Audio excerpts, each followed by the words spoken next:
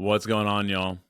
Let's talk about the three pillars to command a room so that you can increase your level of executive presence and your ability to communicate and connect with anybody, anywhere.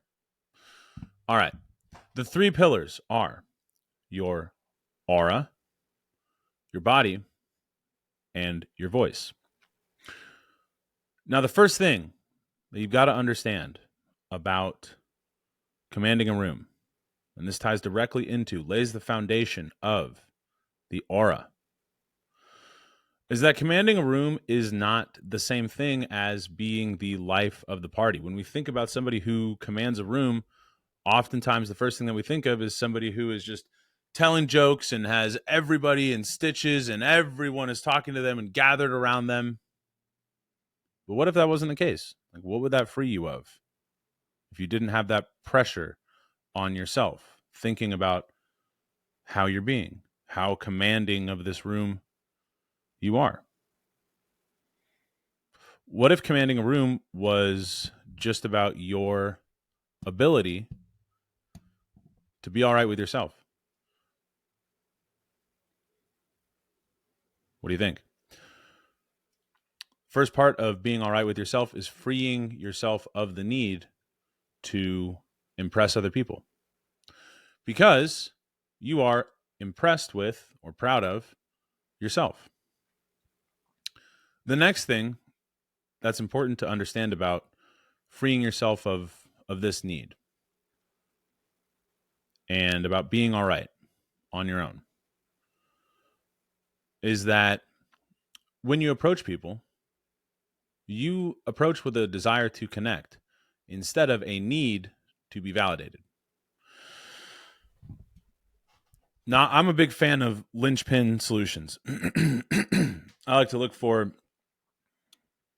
one thing or one idea that, when implemented, makes everything else downstream of it, all the other problems that you've got to solve, are made much easier, much more bite-sized, or they go away entirely if you implement this one linchpin idea. So what's a linchpin idea that we could have? Something that we could be sure that we're doing that's going to allow us to be proud of and impressed with ourselves, and also give us a strong foundation on which to connect with other people. That one thing is just to create. Just make stuff. I'm trying not to swear. Make stuff. It's important that you make stuff because, or create. It's important that you create because, first and foremost, creation is an invitation to connect. I've said first and foremost multiple times. Well, there's a lot of first and foremost here, okay? Each one of these little topics on the outline, all right? So first and foremost, creation is an invitation to connect. And if you're creating stuff, how could you not be proud of yourself?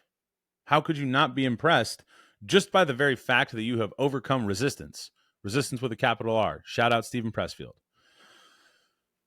Go read The War of Art. You've overcome resistance with a capital R. So if it's bad, who cares? You made something. That's more than 99% of people can say. And then, if you've created something, you have something to share with people. You have something more meaningful on which to connect, something to point people to, something to talk about. And we'll get to more of what to talk about, how to talk about it, etc. In the third pillar, voice. And creating doesn't have to be composing a symphony or making a movie, writing a novel. Creating is whatever you want it to be, because everybody is a creator. Creating could be you made a business. Creating could be you started a side hustle. It doesn't need to be a venture-backed startup or a big public company. With that, of course, goes, stop comparing yourself to other people and just focus on what you're curious about, what you feel called towards, and what excites you. If there's no rules to what constitutes creating, then something as intangible as trying to improve yourself. You are trying to create the best version of yourself for you, not for other people. For you. Well, for other people in the sense that you want to serve and want to offer this heightened version of yourself to the world, but not so that other people will go, oh, wow, so awesome. So cool. No. It's just, yeah, I got up at 4:55. I've been hitting the gym, treat myself right. So this is going to impact your aura because you're going to be grounded in yourself. You're going to be okay. And that's attractive because you are on a mission. You're aligned. You've got purpose. Now, speaking of, hitting the gym, it's very important that you hit the gym. Of course, All right. It's enough Arnold for right now. I'll keep my hat on. So, one of the things that's so shocking to people when they get really fit is that it doesn't always have the impact that they think that it's going to. For example, as a dude, right? You get in really crazy shape. You think the ladies are going to be like, oh, he's so high. He's so in shape. Let me touch your muscles. No. It's the dudes. Like, sick traps, bro. How much you bench? Nice. I'm Myron. Which is great. Don't get me wrong. But again, if you're doing that, expecting some outside attention, you are going to be disappointed. In my experience, that just led to burnout because I would achieve a goal and it was basically for other people and it was empty and hollow, and then I just lose all my progress. The big shift came when I started just training because I said I was going to train, and because I noticed how much better it made me feel, how much more energy I had throughout the day, and because it made sad head voice go away. It changes the internal dialogue, which then in turn is going to elevate your aura. So just like I'm big on linchpin solutions, I'm also big on positive feedback loops, right? If the more activities, mindsets, habits, beliefs, behaviors that we can implement in our day that create these positive feedback loops, right? The less risk of falling off the rails we have, or when we do slow down, lose a bit of momentum, because that's normal. Not everyone is going to be totally dialed in all the time. Believe you me, that's something that I've had to learn to give myself a little bit of grace on.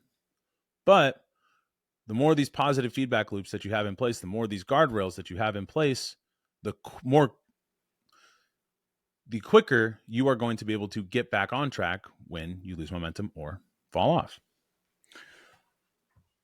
And so, yes, that dialed up energy, that confidence and trust that it builds with oneself, feeds into the aura. Yes, that's important. But let's talk about the actual body, right? A person who takes care of themselves, who builds a body, stands out because your body is your business card, and it is one of the few things in this modern world that cannot be bought. It has to be earned. When you see the people with the BBL, you know it's a BBL. But a big old booty of power has a different look. You know it was earned. And you know that person is at least capable of doing something with that body. And that commands respect because it is something that has to be done every day. You've got to train. You've got to be doing something pretty much every single day. And now that can be a daunting thing to think about. Oh my God, if I want to be in shape, this is a lifelong commitment. Yeah, yes, it is, because you're going to be alive. Being alive is a lifelong commitment. So you might as well do it in a way that you're going to have a quality, awesome life. When you get old, you want a lowered risk of falling and breaking your hip. You want good balance. You want dense bones. You want to stay hot. Well, resistance training, aka lifting the weights, is really just anti-gravity training. Aging is an effect of gravity, largely. So you look hotter for longer.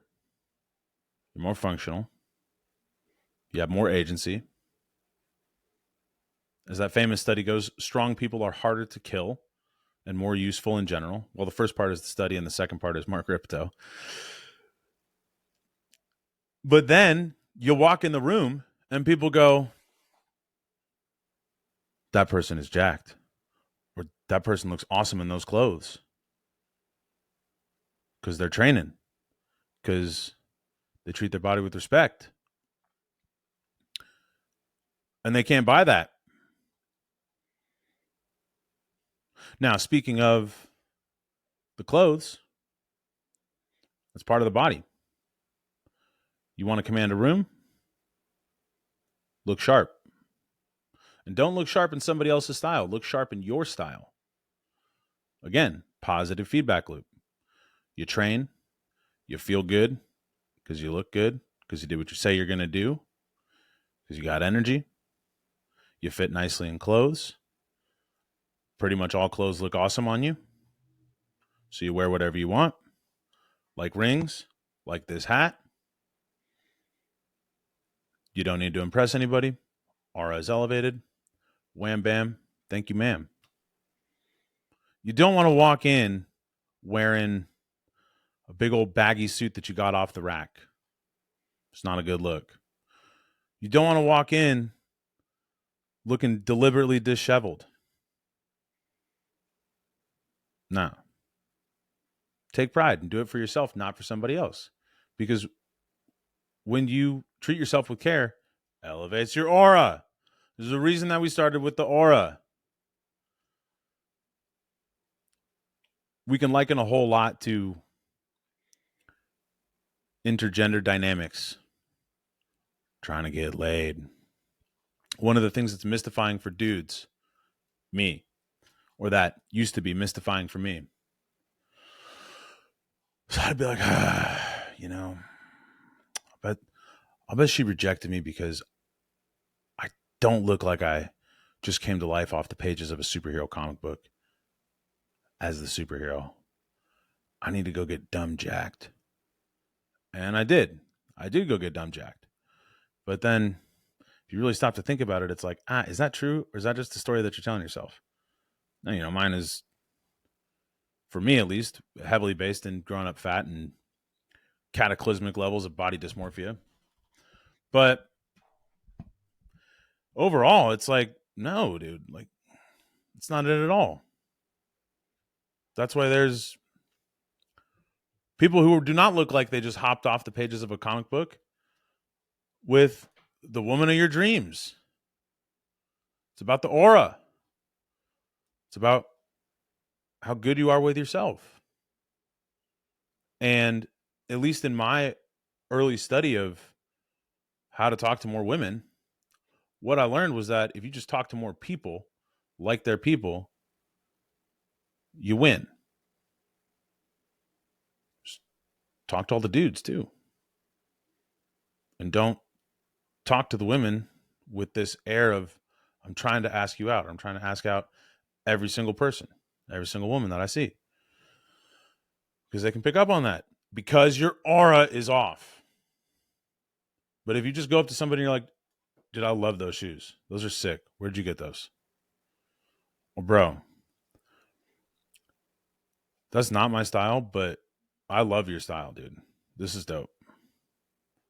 Well, now you're just trying to connect. And you can connect because you've created something. You've created or are exploring your own style.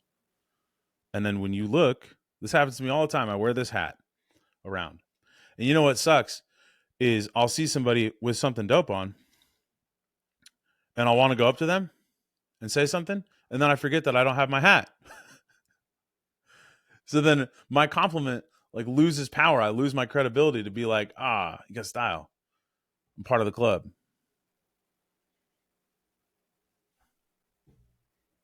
Sometimes I hold back. Sometimes I don't. Just another reminder. I got to wear this hat everywhere. I'm trapped in it now. So that's pillar 2, the body. Care for yourself.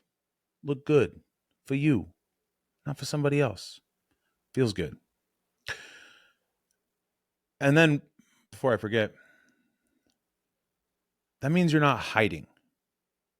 This is one of those things that I can pick up on in a flash. If I see dudes sitting around kind of blousing their shirt, I spot it from a mile away. I'm like, dude, you're trying to hide your tits. I know. You're trying to hide the fat rolls. I know. Because I spent all of my conscious hours from 8 to 26, 27 doing the same thing because I had the tits. And the body dysmorphia was so strong that even when I was ripped, I was like, oh no, I don't think I could wear that shirt. It's too tight. It's too tight. It's like, dude, you got 12 abs, bro. What are you talking about? I can see it. And this next idea is going to take us nicely into voice, but it's also going to tie in body, and it's also going to tie in aura, which is that the person who is the most powerful in the room has the least to hide. Physically, energetically, factually. If you're doing weird shit, shoot. If you're doing weird stuff, your energy is going to be off. And when you are surrounded by people who are dialed in and not doing weird stuff, who don't have anything to hide, you're going to be shifty. And people are going to pick up on that shiftiness. Maybe not everybody, but people will pick up on it. So quit watching porn. It's weird, bro. It's weird. All right. Now, on to the voice. Everybody hates their voice. Most people hate their voice when they hear it on recording for the first time, or really anytime they're surprised by it. Why? Well, a couple of reasons. One of them is that people don't understand because they didn't go to opera school or spend most of their adult life in singing lessons trying to deal with the madness of this intangible instrument, madness and the joy, that the voice that we hear when we speak, me speaking right now, is not the same voice that you hear because what we hear, our experience of it orally, is distorted by the different bone structures and resonating chambers in our body. You don't hear any of that. You just hear the voice as it leaves my mouth. So people are shocked. But then, once they get over the shock, they're like, oh my God, do I really sound like that? I'm so nasally. I'm so monotone. I sound like I have gravel in my mouth. Or do I have a lisp? Etc. and so forth. I'm so monotone. So what happens a lot, at least with men in particular, is they will conflate having a lower pitched voice with having a richer, deeper sounding voice. A lower pitch would sound like this. Well, this doesn't sound authentic because this is not my instrument. There are people who do speak naturally at that pitch, but it's like getting the leg lengthening surgery. Everything else is going to be out of proportion. It's just going to look a little bit weird. So instead of speaking outside of your authentic range, which is going to be one of the things that triggers the BS detectors that work at the speed of sound, known as the ears, what you can do is just speak with more resonance. Speak with more, in particular, if this is your request, having that deeper, richer tone, speak with more chest resonance. So then it doesn't matter if your pitch is high, you're going to have the colors, the effects that you think are going to come from shoving your pitch down here. Then you can also train in your articulation. This is not figurative articulation, like how to be more articulate in what you say. This is literal articulation, meaning the muscle memory, the coordination of how you make the sounds that form words. If you do nothing else, if you just will balance your resonance, in the case of most men, at the least, have a little bit more chest resonance. Let me know if you need some help doing that. I got a couple of ways that work in a flash. These are, by the way, the first couple of the 7 skills of tonality: resonance, articulation, imagination, mindset. Wait, where are we?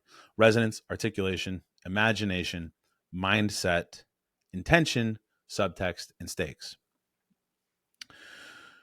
If you will just optimize your resonance and train your articulation, when you speak, people are going to take notice and your status is going to be massively elevated. At least for a moment. It will help you to get attention faster and hold it longer. What you do with the rest of that is, up to you. Then we get into the what are you saying, how are you saying it, etc. You also don't want to try to be loud, right? People think, oh, commanding the room, oh, you got to be loud, you got to be yelling. Okay, well, you might be loud, but if you're trying to be loud, your voice is going to backfire on you. It's not going to be nearly as loud as you think. In fact, it will be less audible for the most part than if you were just trying to be heard.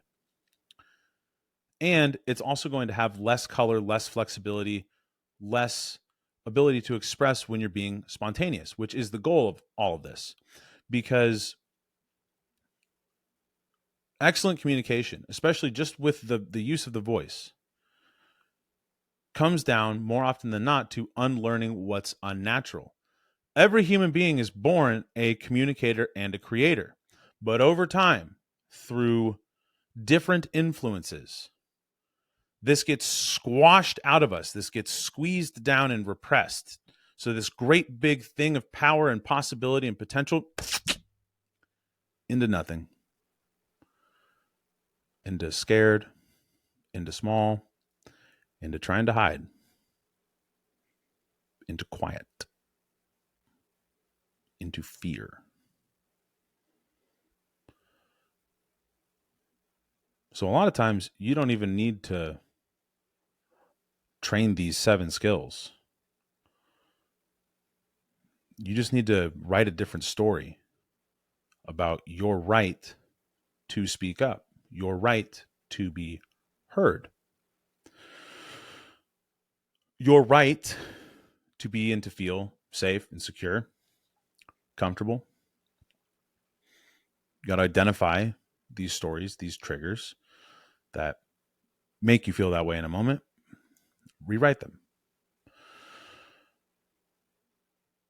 So that's the literal voice, a little bit on the literal voice. But then we got the what do you say?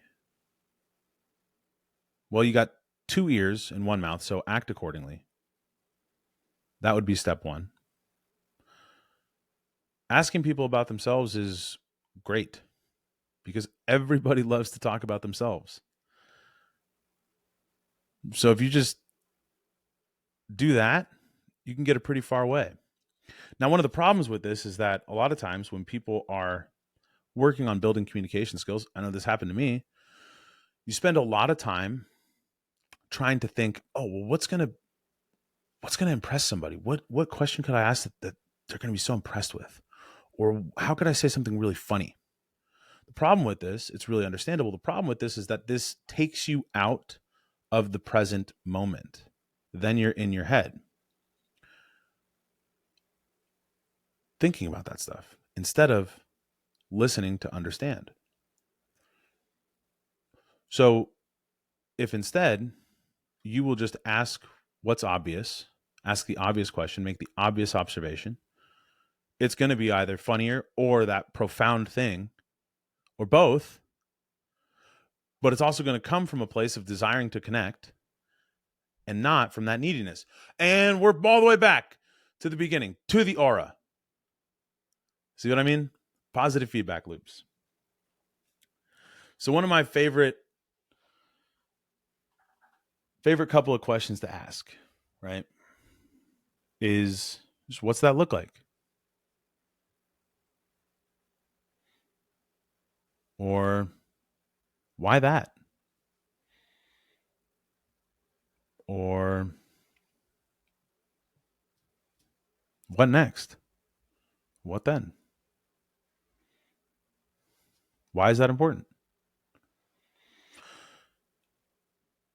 In casual conversation, you don't need to drill down into specifics too much. In a business conversation, you do need to get to some specifics. And that's a whole nother thing. The art of getting specific answers out of general responses and then training yourself to think and to speak in specificity. But then when we get to the what are you actually saying, well, that's when clarity of thought starts to show up. Then this is where we get to the figurative articulation. Clarity of thought comes from writing, from being curious about oneself. And that also helps you to connect, because if you want to understand yourself, be curious about other people. And if you want to understand other people, be curious about yourself. That's going to help you be more present, and that's going to help you listen better, because then you're going to have more access to those obvious things. Start to see people. And how could you expect to be seen or to be heard if you are not seeing or are not hearing? You get those three things in place, there is no room on the planet that you are not commanding. Why? Because you are commanding yourself. Self-leadership. How are you going to lead others if you can't lead yourself? All right, y'all. Think about that. If you got questions on any of it, I work on all three of those domains, all three of those pillars. Find me at Michael Hewitt23 on all social media platforms. When you come to work with me, you get a strong mind, a strong body, and a strong voice. All right, y'all. Love y'all. I'm out of here.